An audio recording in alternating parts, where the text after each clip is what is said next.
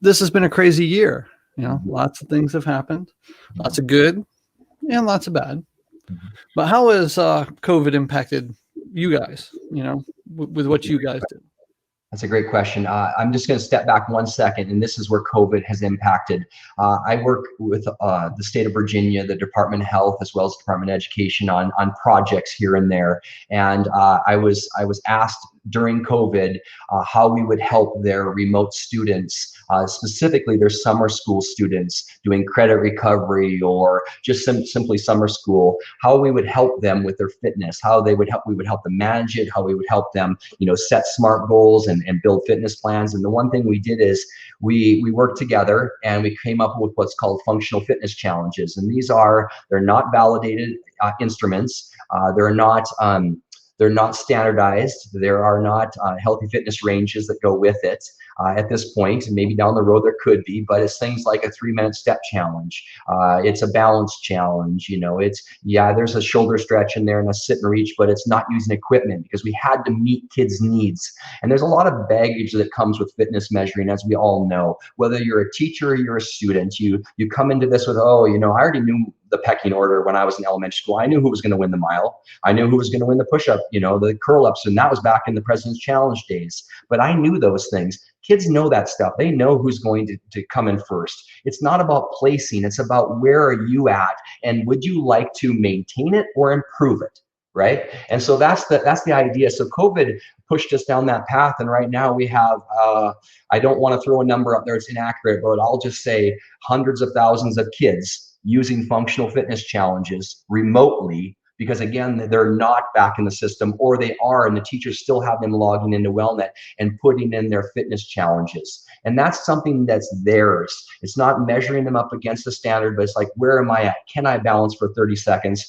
on one leg with my eyes closed, right? And if you can't, put your foot down. Okay, it's a yes or no, pretty simple. Can I do a plank for 180 seconds? If I can, great, you got 180. If not, you got 62 seconds or 85 seconds. That's great. It's something for them to work on. So that's one way in which we were able to help. The other thing that we did is when COVID happened, I was on the road, and it was my last travel trip, and I haven't actually traveled since that day. And I used to travel around 150 days a year training.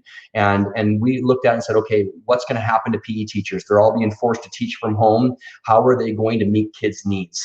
And we didn't want it to turn into just physical activity, although a lot of people had to do a lot of physical activity with kids. But how could we also tie in the content we believe is important? So we gave WellNet away. We gave it away to anybody that wanted it, whether you were a teacher or a school district. We'd give you WellNet. Anybody that had WellNet, we gave them any module they wanted. So if you already had WellNet, you were paying for their yearly renewal, we turned on any module we had and we said, use it. Use it till the end of June of 2020. This year, we started off not doing it because we thought we might get back into class, and I'm a business owner. I have to keep this light on, right? So I didn't have an option to just keep giving away everything for free. Karen and I made a decision that we couldn't do it, but then this year it started happening again, and people were struggling, and we said, let's do it again. Just give it away free. And give it away till the end of this year, and we'll figure it out. We'll do what we have to and tighten up so that teachers have a resource that will actually get at quality physical education. Yes, it has movement, but it also has the content. So that's how it's impacted us. There's been a much higher awareness of WellNet. People that had it and weren't using it to its fullest, they jumped on board because it was a resource. We tied it into Canvas and Schoology, so that they would have those learning management platforms. WellNet would drive all the data right back into their learning management platforms. Because again, there are a lot of districts that were told you have to use Canvas for your instruction, you have to use Schoology. Well, that doesn't mean you can't have a third party like us who's PE specific if we're inside Canvas or Schoology, but people didn't know that. So it's been interesting, Keith. I wouldn't wish this upon anyone. Obviously, I feel terrible about what teachers are going through. I live it. My wife comes home every day. She tells me what it's like to teach kindergartners. She's been in the building since October. They're 5 years old. Obviously, the masks aren't an issue for them. They're used to them. They're only usually an issue for us because we've spent 40 some years without a mask on, but they're 5. It's been a quarter of their life, that they've had them on, and they can deal with it. But, a 5-year-old doesn't know 6 feet. A 5-year-old doesn't know 6 inches, right? I mean, it's hard, and on the teachers, it's way worse because, my wife has to be at school early. She has to feed them breakfast. She has to disinfect all their desks. She has to keep them there. She has to feed them lunch. She gets very limited preps like she used to. And I don't mean that as a bad thing. It's just, she has to have prep at the end of the day. Well, at the end of the day, you're so burnt. How are you supposed to do this? I believe every teacher is dealing with that same thing. And so I wouldn't wish this upon my worst enemy. It's, I hope we're coming out of this in a different way.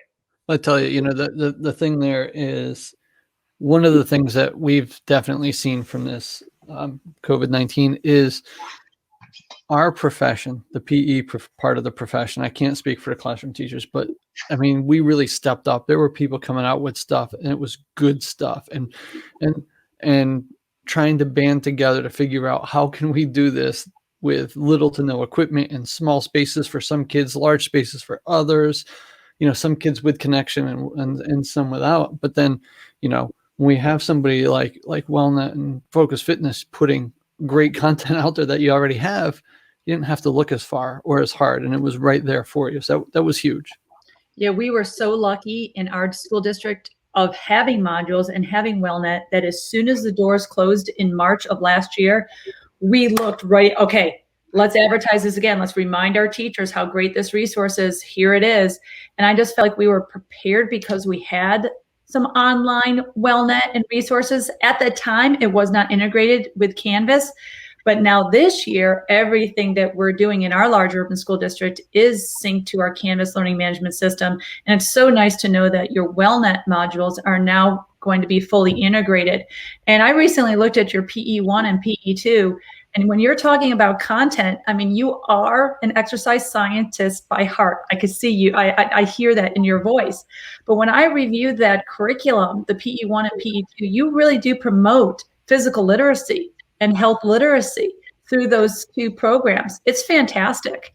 So kudos to you and your partner, Karen, and your whole organization, Focus Fitness, for being, I think, ahead of what before COVID even happened. That it just helped.